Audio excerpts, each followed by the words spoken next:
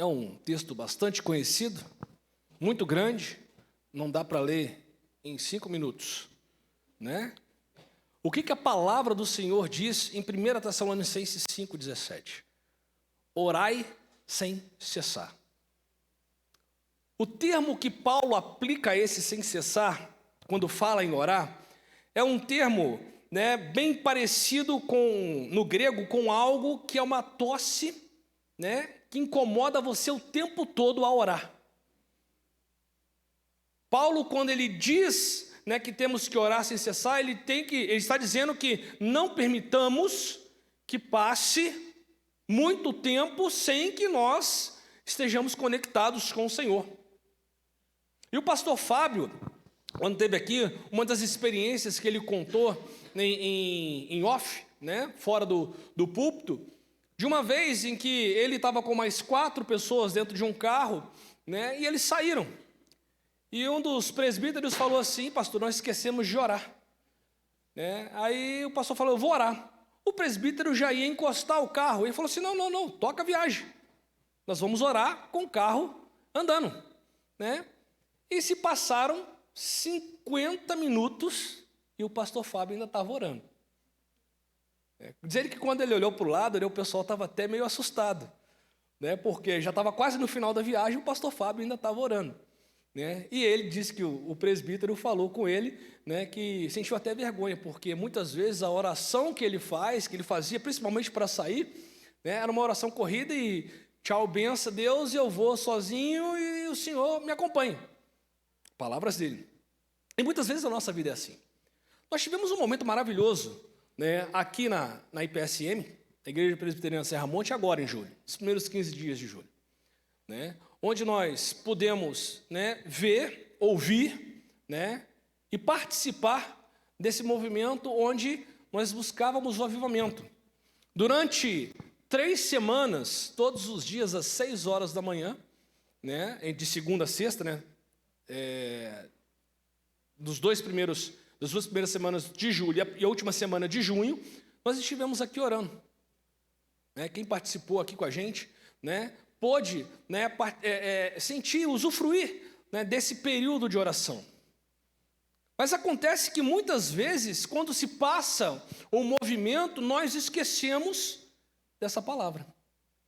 Parece que a oração, muitas vezes, principalmente a oração dentro do templo, se resume só aos cultos pré-definidos, às programações pré-definidas, onde nós estamos, na companhia uns dos outros, e muitas vezes, né, baixamos a nossa cabeça e conversamos com Deus somente em alguns momentos, ou quando vamos fazer a nossa devocional, né, muitas vezes logo antes de irmos dormir. Mas quando eu olho para esse texto e vejo o que Paulo fala, me intriga, porque se a nossa vida tem que ser uma vida de oração, o que estamos fazendo com o tempo que nos é dado? O que estamos fazendo, né, com um dom que Deus nos deu, que é o da fala? O dom de elevar a nossa mente ao Senhor. Na criação não há nenhum outro ser com essa capacidade. Nenhum outro ser tem a capacidade de elevar o pensamento a Deus e conversar diretamente com Deus, mesmo em pensamento. E provavelmente, né, você já ouviu essa declaração, que a oração muda as coisas. Ora, se aquele velho ditado que nós temos muito dentro da nossa igreja, das nossas igrejas, né, com muita oração, muito poder, pouca oração, pouco poder, nenhuma oração, nenhum poder, nada mais justo do que a oração mudar as coisas. E a título dessa mensagem seria: o que a oração muda?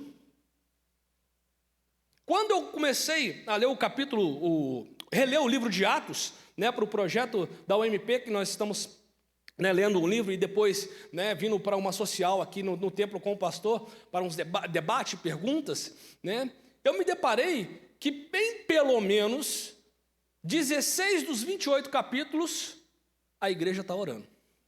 Em pelo menos 16 dos 28 capítulos de Atos começa com a igreja orando. Em todos os 16 capítulos, alguma coisa acontece, alguma coisa muda, alguma situação muda.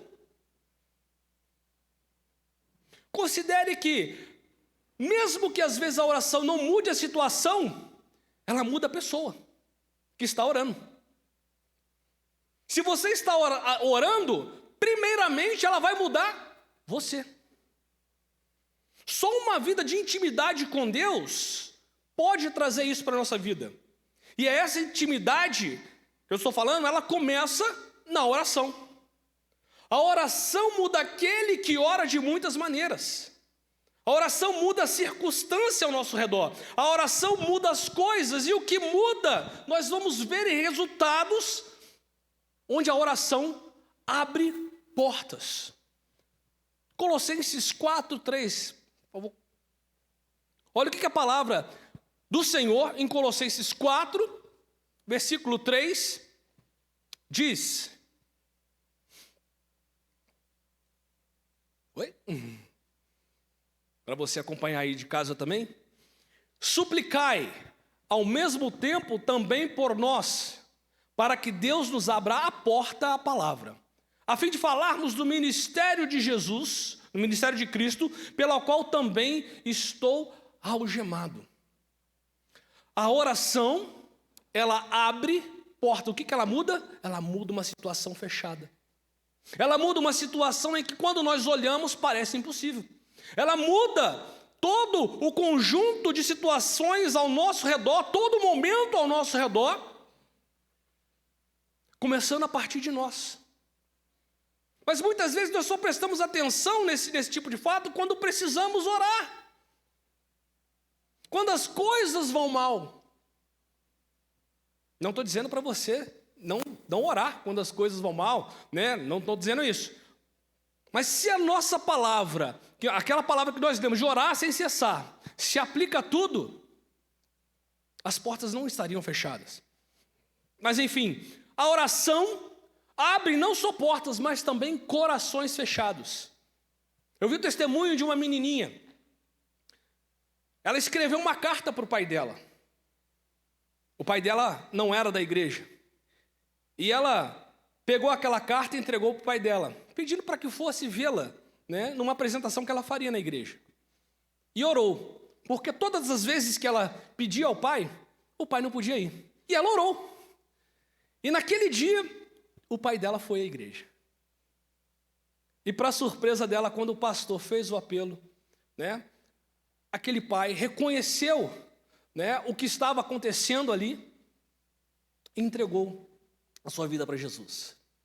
Através da oração de uma criança, o coração daquele pai abriu. Ora, se pode abrir o coração de um pai, o que mais a oração não pode abrir, meu irmão, minha irmã? Nós temos que colocar a nossa fé em prática. E a nossa fé começa a partir da intimidade com Deus, a partir do momento em que nós estamos com Deus o tempo todo. E assim as orações começam a abrir portas, a abrir corações, a abrir situações, a desmanchar situações. Quantas e quantas vezes foi o meu tempo perdido quando não orei antes de determinada decisão? Podia ter evitado o choro, podia ter evitado a queda do cabelo, né? Já está, né, lá atrás. Mas por quê? Justamente porque nós, como seres humanos, muitas vezes nos esquecemos disso. Que o nosso Deus não é Deus de impossível. Para Deus tudo é possível. O nosso Deus é o Deus dos possíveis. Então, meu irmão, minha irmã, se a porta está fechada, o coração está fechado, a situação está difícil, ore, busque a Deus. Em segundo momento, a oração vence batalhas. Efésios 6, 12. Também é um texto muito conhecido. Deixa ela projetar. Efésios 6, capítulo 12.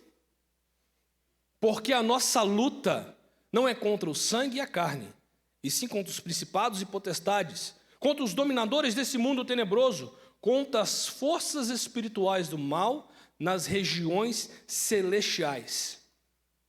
Uma das primeiras reuniões, nas quartas-feiras que nós tivemos logo após o Aviva IPSM, tinha um grupo de jovens aqui na sala da UMP, né?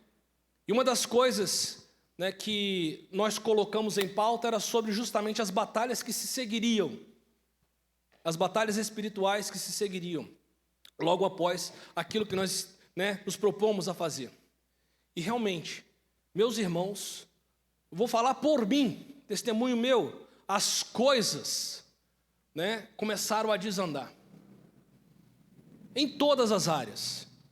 E você pode às vezes falar assim, é forçação de barra sua, ou é uma coisa que você projetou? Não. Eu já vivi isso em outros tempos também. Quando você se dispõe a orar, prepare-se para a batalha. Porque as mínimas coisas vão ser usadas contra você. As mínimas coisas os mínimos detalhes vão ser usados para te espizinhar, para te tirar da graça, para te tirar do seu propósito. E como nós sofremos, como nós lutamos naquelas semanas pós o evento do Aviva IPSM. Reconheça que há uma batalha sempre antes, durante e depois da oração. Se você pega o livro de Daniel, o mensageiro do Senhor, o anjo do Senhor chega para ele e fala que foi atrasado durante 21 dias para dar a resposta à oração de Daniel, porque as batalhas espirituais estavam acirradas. E somente pela oração de Daniel é que ele conseguiu chegar e entregar a mensagem do Senhor a Daniel. Não é diferente nos nossos dias. Não é diferente nos nossos dias. O que nós precisamos ter é os olhos abertos, os olhos espirituais abertos, para reconhecer essas batalhas espirituais. E além da batalha, né, a oração vence batalhas, mas também não é com qualquer arma, ela nos dá as armas corretas. Olha 2 Coríntios 10, do versículo 3 até o versículo 5. Esse versículo, esse trecho da Bíblia vai complementar aquilo que nós falamos em Efésios 6:12. Amém?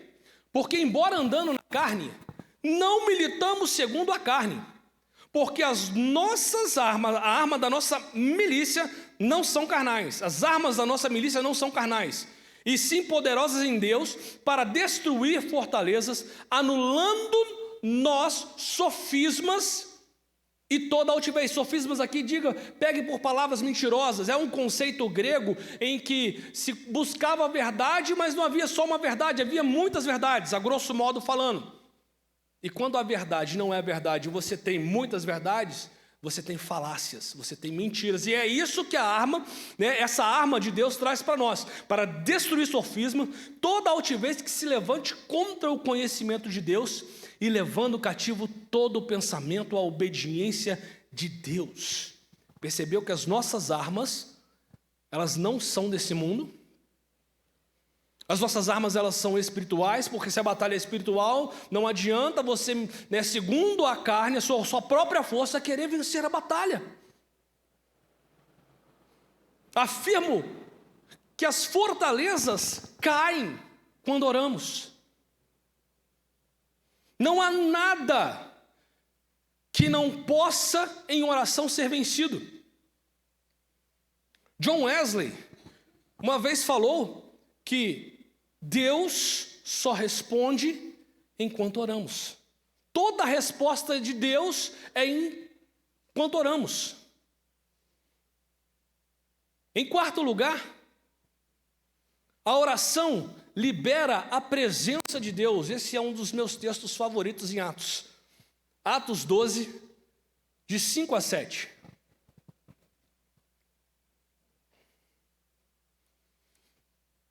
Pedro, pois, estava guardado no cárcere. Olha que maravilha esse texto. Mas havia oração incessante. Lembra do texto do começo? Orai sem cessar, orai incessantemente. Mas havia oração incessante a Deus por parte da igreja a favor dele. Quando Herodes estava para apresentá-lo naquela mesma noite, Herodes tinha a intenção de matar Pedro, por isso ele estava preso, né? ele esperava passar uma festa judaica, né? Ele estava acorrentado com 2 cadeias, e sentinelas à porta guardavam cárcere. Eis, porém, que sobreveio um anjo do Senhor, e uma luz iluminou a prisão. E tocando ele o lado de Pedro, o despertou, dizendo: levanta-te depressa. Então as cadeias caíram das mãos. Perceberam? Que enquanto a igreja ora, as coisas no mundo espiritual estão se movimentando. O que a igreja podia fazer naquele momento a não ser orar? Muitos poderiam estar, se lamentando: não dá mais, realmente Pedro vai ser morto essa noite, ou amanhã de manhã. Não vai, não tem como. Mas eles partiram para o joelho no chão, e a oração incessante fez com que aquelas correntes, aquela prisão, aquela situação mudasse. E assim o nome de Deus foi engrandecido.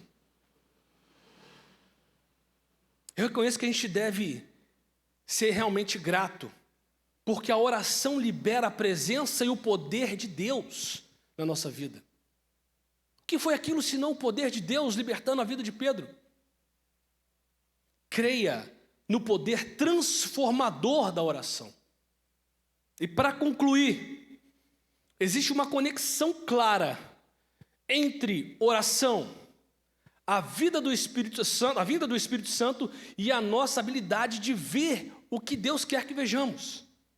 Observando que o Espírito Santo, sempre é derramado, estavam reunidos em oração aqueles homens e aquelas mulheres em Atos 2. O autor anônimo escreveu o seguinte: a presença do Espírito Santo em nossas vidas não é uma opção, ou apenas algo bom. Não é para dar-nos uma sacudida espiritual, ou trazer a presença enérgica para uma reunião. O Espírito Santo se torna o poder dominante em nós. Ele continua explicando que através do Espírito Santo, onde víamos com os olhos naturais, agora começamos a ver com perspectiva diferente. Podemos ver como Deus está se movendo. E eu estou convencido que a oração é crucial, é de extrema importância. Se vamos começar a realmente querer ver com os olhos de Deus, a enxergar, a fazer a vontade de Deus, temos que começar pela oração. E a oração muda o quê? Meu irmão, minha irmã, a oração muda tudo. Muda a perspectiva, muda a trajetória, muda o destino, muda quem está orando, muda o desespero em esperança, muda aquela situação em que já não dá mais, em algo que o Senhor fala: eu estou aí contigo. Continue. Amém? Feche seus olhos. Pai, dá-nos essa graça, Senhor, de conseguir, meu Deus, vencer em oração. Meu Deus, nós estamos em períodos turbulentos, estamos às vésperas de uma eleição, estamos vendo, meu Deus, rumores de guerra no mundo, estamos vendo, meu Deus, tantas coisas acontecendo ao nosso redor. E hoje, meu Deus, nós relemos e vemos mais uma vez, meu Pai, que a nossa batalha, ela não é nesse mundo. E a nossa batalha não é vencida pela nossa força, meu Deus, mas é sim vencida, Pai, através dos nossos joelhos. Oh Deus, dá-nos a graça, meu Pai, como a tantos outros homens e mulheres o Senhor deu, de podermos, meu Deus, ter momentos de intimidade com o Senhor em que não queiramos, meu Deus, mais sair. Meu Deus, assim como tantos homens e mulheres, meu Deus, descobriram, meu Deus, as delícias que há, Pai, em uma conversa com o Senhor através da oração, meu Deus. Dá-nos também, meu Pai, essa capacidade de querer, meu Deus, sempre a presença do Senhor. E assim, meu Deus, mudar toda a situação ao nosso redor. Nos leve, meu Deus, a outros, meu Deus, patamares espirituais, onde possamos, meu Deus, através, Pai, da oração, da intimidade com o Teu Espírito, meu Pai, sermos mostrados daquilo que está acontecendo. E que o Senhor, meu Deus, através, Pai, da nossa oração, da oração da Tua igreja, meu Pai, sejamos edificados, fortalecidos, que as portas se abram, meu Pai, que possamos, meu Deus, receber, Pai, ainda mais do Teu Espírito, porção dobrada do Teu Espírito, meu Deus, nesses momentos de intimidade. Senhor Jesus, nós estamos, meu Deus, aqui, meu Pai, nesse tempo, meu Deus, buscando, Pai, a Tua face. E assim, meu Pai, que possamos encontrar e sermos, meu Deus, aquilo que o Senhor designou, Pai, para que nós sejamos. E em o nome do Senhor Jesus, meu Deus, que as cadeias, meu Deus, caiam, como vimos nesse texto. Deus, que haja libertação, que haja, meu Deus, realmente, Pai, gozo na Tua presença, meu Pai. E assim, meu Deus, o mundo vê que realmente existem homens e mulheres neste tempo, dispostos, meu Deus, a estar com o Senhor o tempo todo, incessantemente, até a volta do Senhor, em o nome do Senhor Jesus. Amém.